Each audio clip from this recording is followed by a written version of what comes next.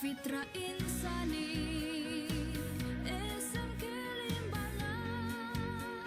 Salam sejahtera dan selamat pagi diucapkan kepada semua pelajar Cigu. Oke, sama ada Anda pelajar tingkatan 4 maupun tingkatan 5. Oke.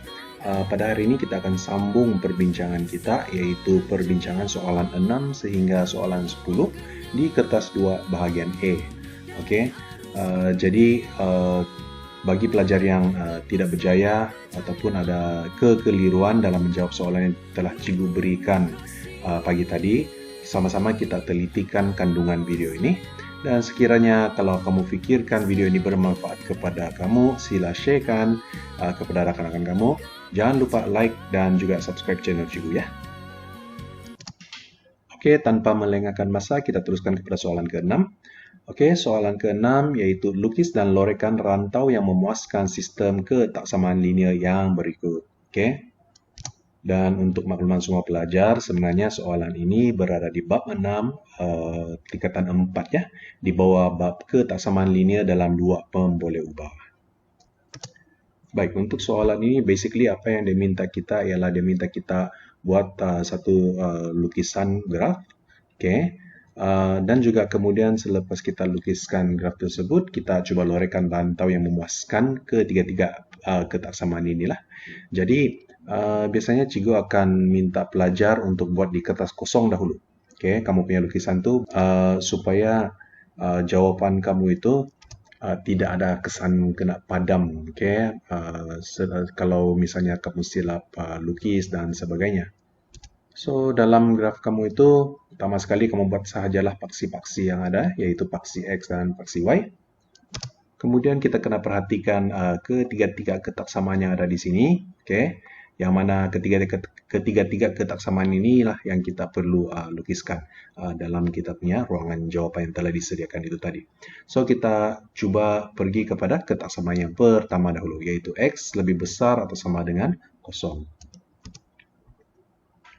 Baik, untuk X lebih besar atau sama dengan 0, okay, kita kena perihalkan X sama dengan 0 dahulu, yaitu graf untuk X sama dengan 0. Jadi, untuk X sama dengan 0, di manakah ianya berada? Oke, baik. Untuk X sama dengan 0, ini adalah paksi X, kita tahu, dan ini adalah paksi Y, kan? Oke, baik. Untuk X sama dengan 0, di manakah nilai 0 itu berada? Nah, dia berada di sini, kan? Oke, baik. Apabila kita katakan ya X sama dengan 0 di sini, sebenarnya 0 ini ataupun jawaban di sebelah kanan ini adalah pintasan yang kita kena lukiskan di sini.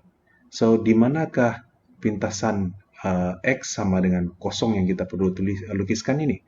So, kalau 0 dia berada di sini, paksi X di sini, of course pintasan dia pada paksi X adalah sebelah sinilah. So, kita buat satu garisan lah. Oke. Oke, tidak lurus lah, kamu boleh lukis guna pembaris lah. Dan garisan ini, oke, dia adalah garisan tebal. Kenapa dia garisan tebal? Oke, kita buat sedikit ulang kaji.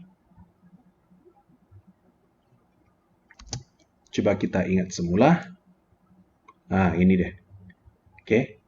Jadi kalau kita perhatikan, oke, kita perhatikan satu persatu dahulu di sini ya. Oke, untuk di sebelah kiri ini, oke, apabila X lebih kecil ataupun lebih besar, oke, maka garisan yang kita akan lukiskan itu adalah garisan putus-putus. Oke. Dan kalau untuk X lebih kecil atau sama dengan ataupun X lebih besar atau sama dengan, oke, maka garisan yang kita kena gunakan itu adalah garisan tebal. Dan kalau kita perhatikan, kalau X sama dengan suatu nilai itu, dia garisan yang kita lukiskan itu adalah yang menenggak lah. Manakala untuk Y pula, sama juga, kalau Y lebih besar ataupun lebih kecil daripada suatu nilai itu, maka kita guna garisan berputus-putus lah. Di sini ada ralat sebentar ya. Ini dia. So, sekiranya Y lebih besar atau sama dengan, ataupun Y lebih kecil atau sama dengan, maka garisan yang kita akan gunakan itu adalah garisan tebal. Begitu juga dengan persamaan bagi suatu persamaan. Sama juga. Kalau dia lebih kecil atau lebih besar, garisan putus-putus. Kalau dia lebih besar atau sama dengan atau lebih kecil sama dengan, kita guna garisan tebal. Oke, kita balik kepada soalan tadi. Oke, baik.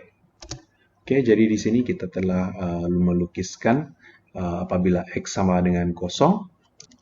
Oke, so ini adalah dia punya garisan itulah. Oke, baik. Kemudian kita pergi kepada sama yang kedua, yaitu Y lebih besar atau sama dengan kosong. Oke, untuk Y lebih besar atau sama dengan kosong, sama juga kita kena perihalkan Y sama dengan kosong. So, di manakah terletaknya garisan Y sama dengan kosong ini? Ingat, oke, nilai di sebelah sini ini merupakan nilai pintasan. Kalau Y sama dengan kosong, arti dia garisan itu dia memotong pada paksi Y sama dengan kosong. Oke, jadi dalam case ini, di sinilah. Oke, sebab nilai kosong itu berada di sini, jadi dia akan memintas pada garisan Y sama dengan kosong. Oke, bagi Anda yang masih tidak paham, oke, contoh lain lagi, macam mana pula kalau X sama dengan 2? Di manakah kita mau lukis garisan ini? Oke, ingat, 2 ini adalah pintasan pada X. Oke, jadi kita kena carilah, kalau katakan 2 itu berada di sebelah sini, oke, maka garisan pintasan pada X itu adalah dalam keadaan begini. Dia berada di sini. Oke, untuk Y sama dengan kosong pula, sama juga, untuk Y sama dengan contoh dia negatif 4. Di manakah yang berada? Ini adalah pintasan Y kan? So, cari saja negatif 4. Oke, kemudian kita lakarkan garisan tersebut. Ini contoh lainnya. Oke, kita teruskan. Oke, selepas selesai melukiskan dua garisan ini ataupun dua graf ini, kita teruskan kepada yang ketiga, yaitu ketaksamaan bagi X tambah Y lebih kecil daripada 5. Oke, sama juga untuk ketaksamaan X tambah Y lebih kecil daripada 5, kita kena perihalkan X tambah Y sama dengan 5 lah, di manakah garisan ini berada. Baik, untuk yang ini, apa yang kita perlu buat? Kita kena bina satu jadwal lah, oke, untuk menentukan di manakah garisnya berada. Oke, yang ini wajib. Oke, buat sahaja begini untuk tentukan garisan tersebut. Oke, baik. Dan pertama sekali kita kena isikan dahulu. Oke, petak-petak ini dengan kosong lah. Masing-masing ada kosong. Oke, sebelah sini dan sebelah sini ada kosong. Oke, apa tujuannya? Oke, kita akan isikan petak yang kita tidak tahu ini nilai dia. Dan kemudian setelah kita dapat tahu di sini, maka ini adalah koordinat pertama yang kita kena tandakan di sini. Dan ini merupakan koordinat yang kedua. Oke, kita kena tandakan. Jadi bila ada dua sudah tandaan itu, baru kita gariskan, maka kita perolehilah dia punya garisan bagi ketaksamaan ini. Oke, baik. Jadi macam mana kita mau isi tempat kosong ini kalau masih ingat? Oke. Jadi sini arti dia apabila X sama dengan kosong, berapakah nilai Y? So, kita rujuk ke persamaan inilah. Oke. Jadi persamaan ini adalah X tambah Y sama dengan 5. So, apabila X sama dengan kosong, maka kosong tambah Y sama dengan 5. Berapakah nilai Y? Kosong, tidak ada. So, Y akan dapat sama dengan 5. Oke. Baik. Oke, untuk petak yang ini pula, macam mana? Oke, kalau kita perhatikan, berapakah nilai X apabila Y sama dengan kosong? Kan? So, sama juga kita guna balik persamaan di atas ini. Oke, apabila Y sama dengan kosong, jadi X tambah kosong lah, sama dengan 5, maka X kita akan dapat jawabannya sama dengan 5. Oke, so complete lah kita punya jadwal. Jadi, ini merupakan satu koordinat, dan ini merupakan satu koordinat. Coba kita perhatikan di manakah titik-titik ini berada. So, untuk koordinat yang pertama yaitu 0, 5. Oke. So, 0, 5. Di manakah kedudukan koordinat 0, 5 ini? 0, kita andaikan 5 berada di sinilah kan. Oke, so ini adalah koordinat pertama kita. Dan yang satu lagi ialah 5, 0, yaitu X 5, Y 0. So, 5, 0, 5X, Y 0. So, tanda kedua itu berada di sini lah. Oke. Jadi, selepas mendapat kedua-dua tandaan ini, apa yang kita buat? Kita lakarkan saja, lukiskan saja garis putus-putus. Masih ingat lagi tadi kan? Kenapa putus-putus? Sebab dia ini adalah lebih kecil. Oke, kalau lebih kecil ataupun lebih besar sahaja, maka garisan yang kita kena lukiskan itu adalah garisan berputus-putus. Oke, baik. Setelah kamu mendapat lakaran ini ataupun sketch ini di kertas kosong tadi, barulah kita lukiskan dia di ruangan jawapan seperti ini. Oke, jadi kamu tahu tidak membuang masa untuk cikgu tidak tahu macam mana kita mau tahu cukupkah tidak ruangan ini untuk saya punya graf balik-balik silap dan balik-balik padam. Inilah. Oke, selepas kamu buat di kertas kosong tuh senang sedikit. Oke, tinggal kamu salin sahaja dalam jawaban jawaban yang telah diberikan. Oke, baik, kita teruskan. Sekarang kita sudah berjaya untuk melukis graf ataupun garis lurus bagi ketiga-tiga ketaksamaan inilah. Oke, baik. Untuk bahagian kedua, kita kena lorekan rantau yang memuaskan ketaksamaan linear ini. Oke, yang ini kita perlu perhatikan satu persatu. Oke, sebelum itu kita ingat balik dahulu. Baik, kita kena ingat balik. Oke, ini yang tadi cukup paparkan. Sekiranya X, lebih kecil daripada E, lebih kecil daripada nilai yang ada nih lah. Oke, maka warna pink ini adalah kawasannya. Oke, yaitu kita ambil lorekan sebelah kiri. Tolong ingat sekiranya X lebih besar daripada E ataupun lebih besar daripada sebarang nilai itu, maka kita ambil lorekan sebelah kanan. Oke, boleh paham kan? Baik, kita tengok balik pada soalan tadi. Oke, untuk X lebih besar daripada 0, ini adalah garisan dia. Sebelah kiri ke sebelah kanan, kalau lebih besar. Masih ingat tadi? Kalau lebih besar, dia akan mengambil sebelah kanan kan? Jadi apa yang kita buat? Kita buat anak panah. Oke, ini sebelah kanan, sebelah kanan, sebelah kanan. Oke, untuk garisan yang ini. Baik, kemudian untuk Y lebih besar daripada 0. Ingat balik yang ini. Oke, yang ini adalah Y. Kalau lebih besar daripada 0, kita ambil sebelah atas. Nampak? Sebelah atas. Oke, kalau dia kecil daripada 0, sebelah bawah. Oke, begitu juga dengan sama juga. Yang ini kalau Y lebih besar atau sama dengan sebelah atas, Y lebih kecil atau sama dengan sebelah bawah. Maka dengan itu, Y lebih besar daripada 0, ini adalah garisan dia kan. Oke, so dia mengambil nilai-nilai sebelah atas. Oke, so garisan ini kita buat anak panah ke sebelah atas. Oke, baik. Akhir sekali, untuk ketaksamaan ini. Oke, coba perhatikan. X sama Y lebih kecil. Oke, lebih kecil. Kalau lebih kecil macam mana? Oke, perhatikan di sini. Kalau lebih kecil, yang ini ya. Kalau dia lebih kecil, dia akan mengambil kawasan sebelah bawah. Kan? Oke. Kalau dia lebih besar, sebelah atas. Nampak?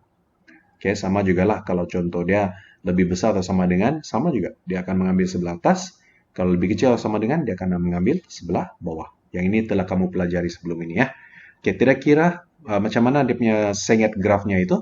Oke, kalau dia lebih besar, tengok dia akan ambil sebelah atas. Kalau dia lebih kecil, dia akan mengambil kawasan sebelah bawah. Oke. Dan maka untuk ketaksamaan ini, memandangkan dia lebih kecil, dia akan ambil sebelah bawah. Dan ini adalah garisan bagi X tambah Y sama dengan 5 itu tadilah. Oke, sebelah bawah sebelah mana? Sinilah kan. Oke.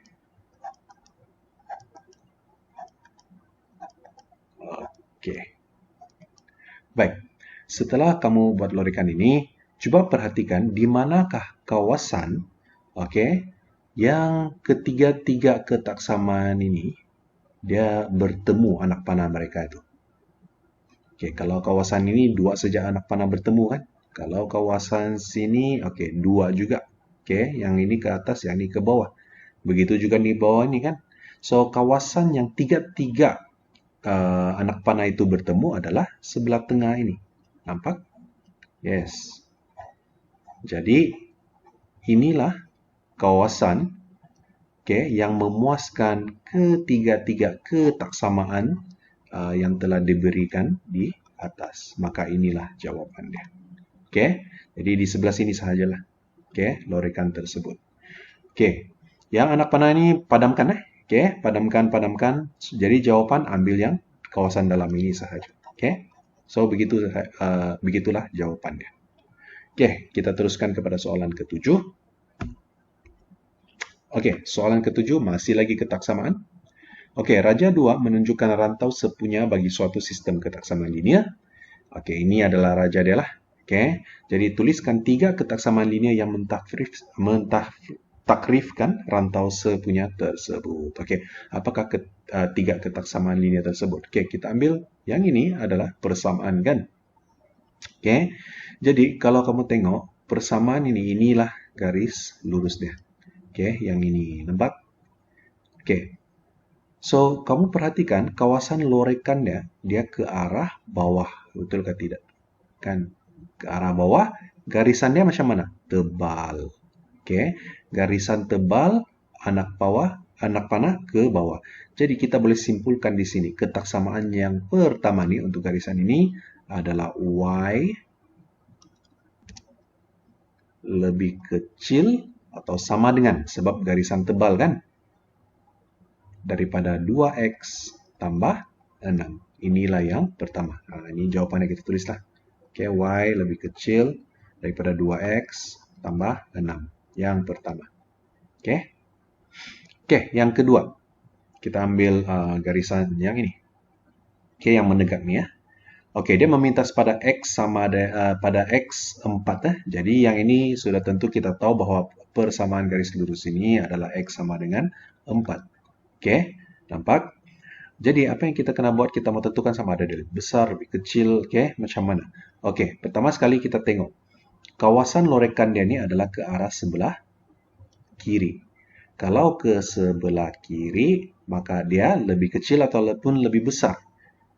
Oke, sudah tentu lebih kecil kan? Oke, kita sudah tengok tadi panduan yang cikgu telah berikan.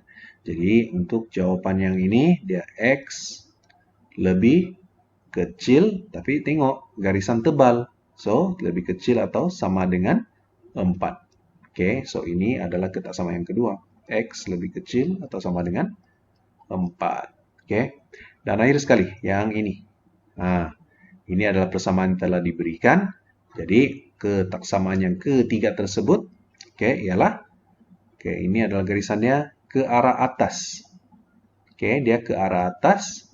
Maka apakah tanda yang betul nih kalau ke arah atas? Garisan putus-putus. Kalau garisan putus-putus ke arah atas, maka dia lebih besar. Yaitu Y lebih besar daripada negatif 1/3 X tolak 1. Maka inilah ketaksamaan yang ketiga. Baik, semua ini sebenarnya adalah berpandukan kepada panduan inilah. Nampak? So, apa yang kamu perlu ingat ini sahaja. Perkara-perkara yang kamu kena ingat untuk menjawab soalan yang berkenaan dengan ketaksamaan linear. Seterusnya kita pergi kepada soalan B. Nyatakan nilai Y yang terbesar yang memuaskan rantau sepunya tersebut. Ini sebenarnya nampak susah tapi sebenarnya sangat senang. Apa yang diminta ialah nilai Y. Ini kata kunci dia. Apakah nilai Y? So, dia merupakan satu nilai saja yang kamu perlu berikan. Y sama dengan apa? Itulah jawabannya. Yang terbesar. Di graf ini, coba perhatikan di manakah kawasan bucu-bucu ini yang menandakan nilai Y yang terbesar. Kalau di sebelah sini, nilai Y dia adalah kosong kan? Nampak? Kalau sebelah sini, nilai Y dia adalah negatif kan? Jadi, nilai Y yang terbesar adalah, coba tengok di sini. Ini adalah nilai Y terbesar ya. So inilah yang kita mau tentukan. Paham? Kalau dia cakap nilai Y yang terkecil, kita ambil yang paling minimum lah, paling kecil, yang ini. So yang ini sekarang kita fokuskan.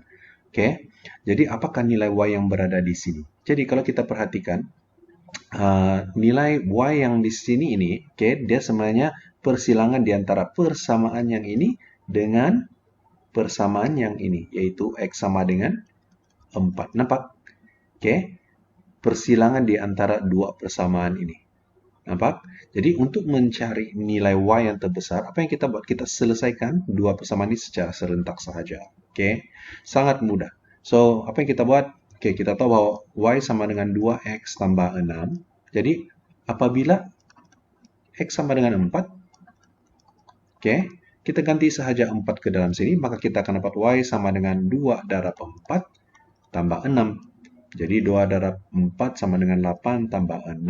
Akhirnya kita akan dapat jawaban bahwa Y adalah sama dengan 14. Oke, so itulah jawabannya. Jadi jawaban untuk soalan B ini adalah Y sama dengan 14. Oke, juga kamu boleh paham ya. Baik, seterusnya kita pergi pada soalan ke-8. Oke, coba perhatikan. Raja 3 menunjukkan satu jujukan corak. Oke, dalam gambar raja ini, kalau kamu perhatikan, pertama dia ada 3. Gambar raja kedua ini ada 7. Petak segi 4 sama. Dan akhir sekali untuk yang ini ada berapa nih? 12, 13 kan? Oke, dan jujukan bilangan segi 4 sama, yaitu 3, 7, dan 13 ini diberi seperti di bawah inilah. Oke, yaitu 3 sama dengan 1 tambah 1 kuasa 2 tolak 1, 7 sama dengan 2 tambah 1 kuasa 2 tolak 2, dan seterusnya lah. Jadi soalan dari sini, buat satu kesimpulan secara induksi berdasarkan kepada bilangan segi 4 sama pada jujukan corak tersebut. Baik, kalau kamu masih ingat, soalan itu tadi sebenarnya dia berada di bab 3, yaitu di bawah bab penakulan logik. Oke, tingkatan 4. Oke, dan kalau kamu mau ingat balik, inilah sebenarnya contoh yang kita perlu selesaikan lah. Oke, dia bagi satu jujukan, akhirnya dia suruh cari kesimpulan. Apa kesimpulannya tuh? Yang ada n nih, rumus dia lah. Oke, macam mana mau buat ini? Inilah yang kita kena cari.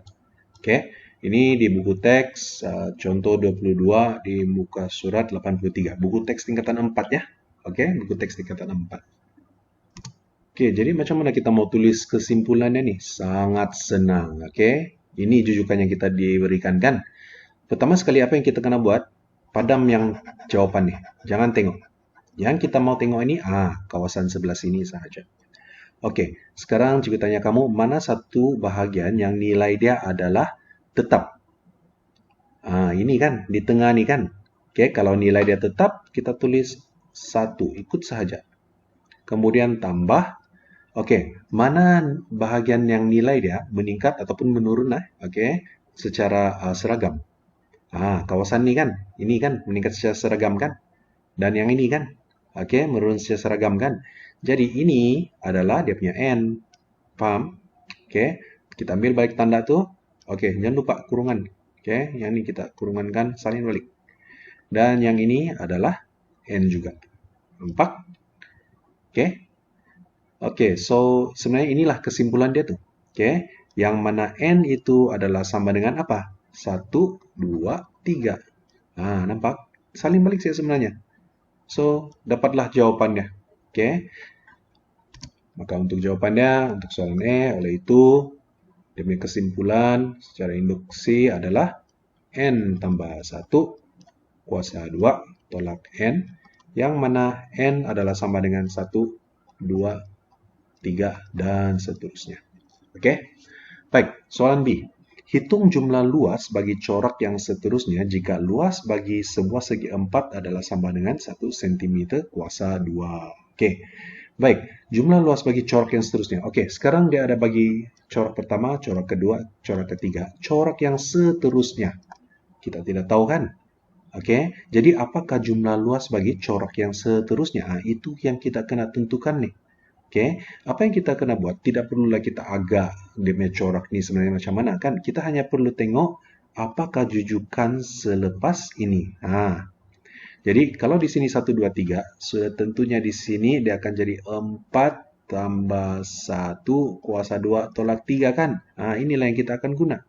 Oke, so jumlah luas bagi corak yang seterusnya adalah kita ambil sajalah 4 tambah 1 kuasa 2 tolak 3. Berapa jawabannya? Sorry ya, ada sedikit ralat ini sepatutnya adalah 4 lah. Sebab jujukan dia kan. Tengok, 1, 2, 3, 4. Ini sepatutnya 4. Minta maaf. Oke, so kita kira dalam kalkulator. Baik, kurungan 4 tambah 1, tutup kurungan, kuasa 2, tolak dengan 4. Jawabannya adalah 21. So, itulah jawabannya, luas deh. Oke. So, memandangkan yang ini merupakan luas, maka ianya adalah 21 cm kuasa 2. Inilah jawaban untuk 8B. Oke, kita teruskan dengan soalan ke-9. Baik, soalan 9. Kebarangkalian Ahmad memenangi satu pertandingan badminton dan satu permainan catur, masing-masing ialah 3/5 dan 1/6. Jadi, cari kebarangkalian bahwa Ahmad hanya memenangi salah satu permainan. Oke, yang ini. Oke, biasanya Cigo akan galakan pelajar Cigo untuk buat begini saja dulu. Oke, kebarangkalian biasanya kita wakilkan dengan huruf P besar kan? Oke, probability. Oke, so P kurungan Ahmad menang. Ahmad menang satu perlawanan badminton. Oke, badminton lah. Berapa kebarangkalian dia? Kebarangkalian dia adalah 3/5. Oke, untuk Ahmad menang 3/5. Oke, kemudian untuk Ahmad kalah dalam badminton. Nah, ini kita kena cari. Ahmad kalah badminton. Berapa kebarangkalian dia?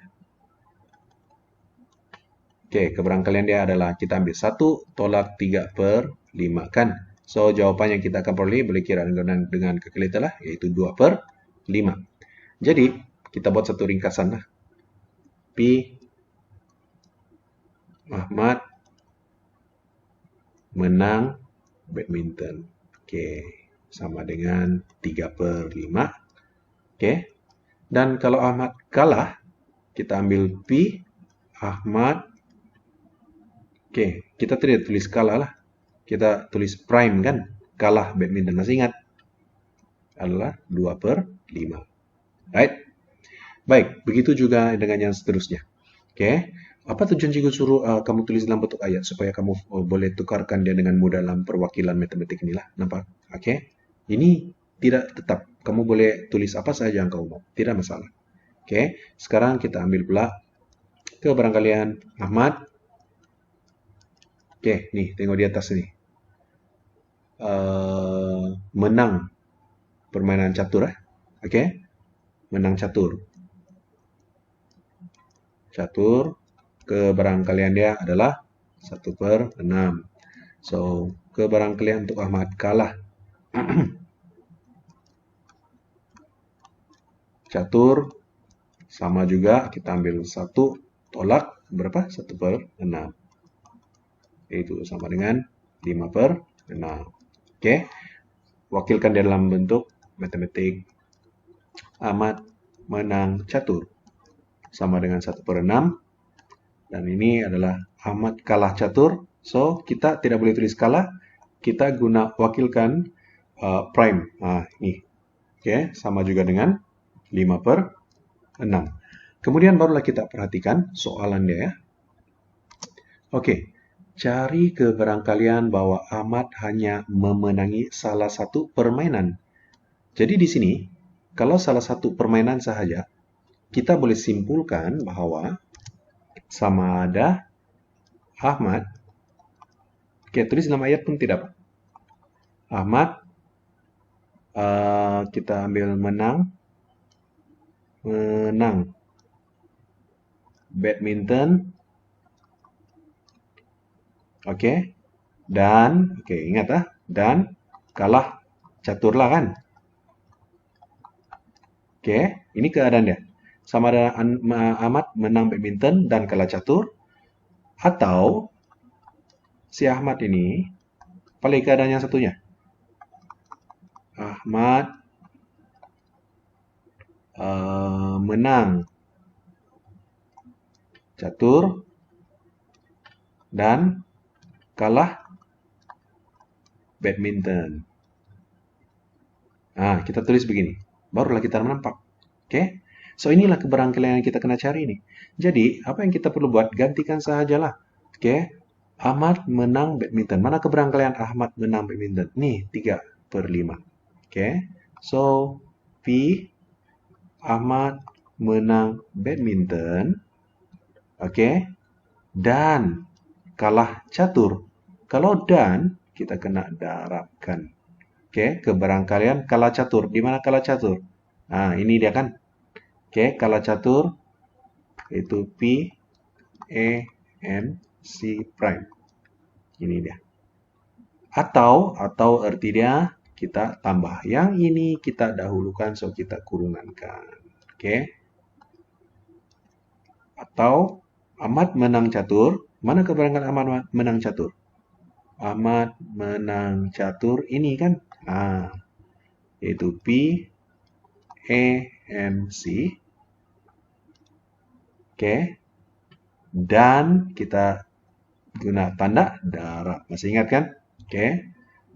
Dan kalah badminton. Mana Ahmad kalah badminton di sini? Ini dia. Ahmad kalah badminton.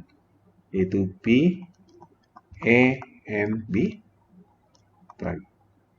So, apa yang kita kena buat seterusnya? Kita hanya masukkan nilai-nilai inilah.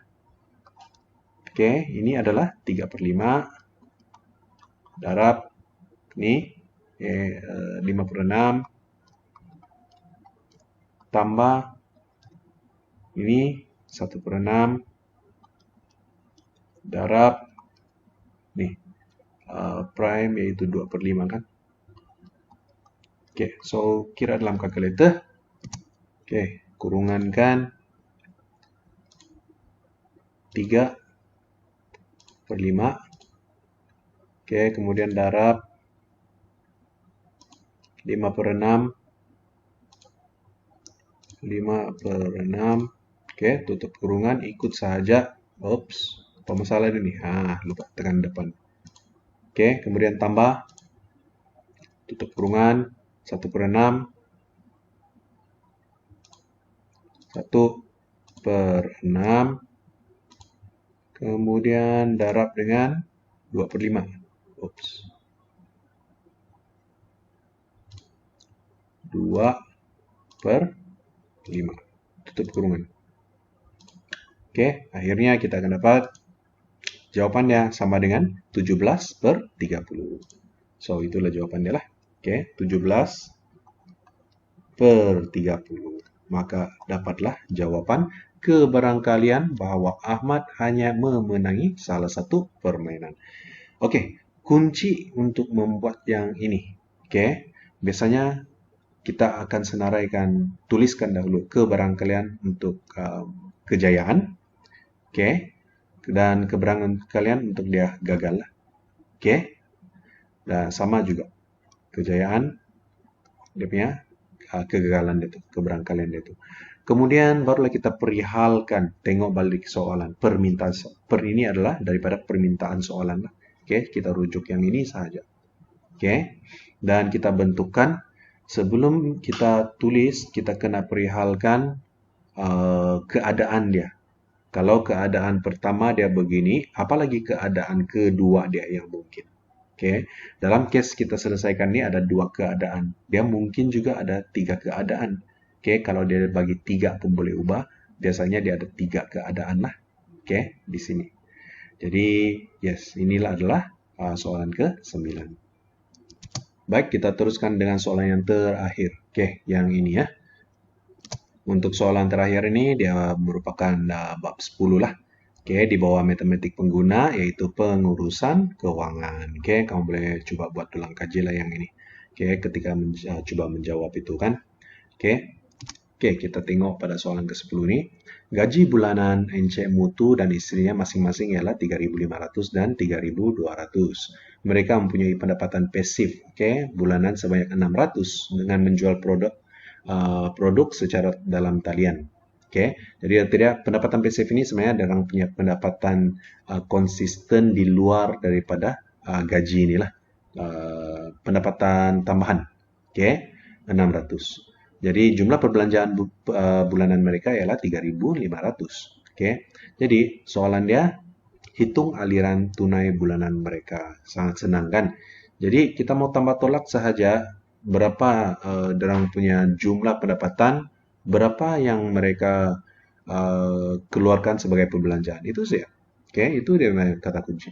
Dia punya kunci bagaimana untuk jawab soalan ini. Sangat senang. Jadi pendapatan mutu ialah 3.500. Oke, kita tambah lagi gaji istri dia, yaitu pendapatan istri dia 3.200. Oke. Lepas itu ada lagi pendapatan tambahannya 600. Oke. Kemudian kita kena tolakkan semua ini dengan dorong punya perbelanjaan. Dalam soalan ini satu sahaja perbelanjaan dia, so kita hanya tolakkan dengan 3.500. Jadi kira dalam kalkulator kita akan dapat jawaban yaitu 3.800. Kiralah sendiri ya.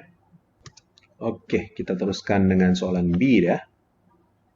Oke, jika gaji bulanan Inci Mutu menyusut sebanyak 15%, apakah yang akan terjadi kepada aliran tunai mereka?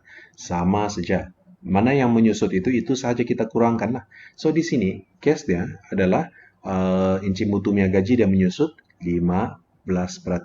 Jadi kita anggap di sini gaji baru Inci Mutu selepas menyusutnya 15% tuh berapa? Oke, kita ambil gaji asal dia yaitu 3.500. Oke, kita tengok dahulu berapa nilai susutannya, yaitu kita darab dengan 15%. Oke, so kira dalam kalkulator. Oke, 3.500 darab dengan 15% kan? Oke, 15%. Boleh juga direct lah kamu tulis 15% tuh. So, kita akan dapat susutan dia adalah ringgit Malaysia 525 lah. Ini adalah nilai susutan dia. Oke. 525. Jadi, untuk mendapatkan gaji,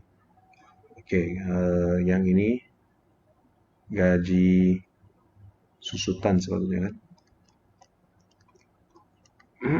So, gaji baru dia berapa? Sama dengan kita ambil gaji asal RM 350 tolak dengan susutannya, kita akan dapat gaji baru lah. So jawabannya adalah sama dengan RM yaitu 2.975. Oke, ini adalah gaji baru dia. Jadi, apakah terjadi dengan aliran tunai bulanan mereka? Sama saja. Kita ambil gaji baru nih lah. Oke, Inci Mutu punya gaji baru RM 2975. Oke. Lepas itu kita tambah dengan istri dia. Istri dia tidak ada perubahan gaji ya, yaitu masih lagi 3.200. Oke, kemudian tambah lagi dengan pendapatan pasif mereka yang tidak berubah, tetap 600. Kemudian kita tolak dengan perbelanjaan jumlah bulanan ya, adalah 3.500. Oke, so jawaban akhirnya kira dalam kalkulator kamu akan dapat ya RM 3.275. Maka inilah jawabannya. Oke. So itu sahaja perbincangan kita pada hari ini, yaitu untuk soalan 6 sehingga soalan 10. Cikgu harap yang salah tuh bolehlah buat pembetulannya. Oke, sekiranya ada lagi yang masih tidak paham tentang penjelasan cikgu tadi, sila bagi tahu cikgu. Oke, kita boleh bincang melalui WhatsApp. Oke, dan dengan itu cikgu harap kamu sudah paham. Oke, dan cikgu ucapkan ribuan terima kasih lah kerana sudi menonton video ini.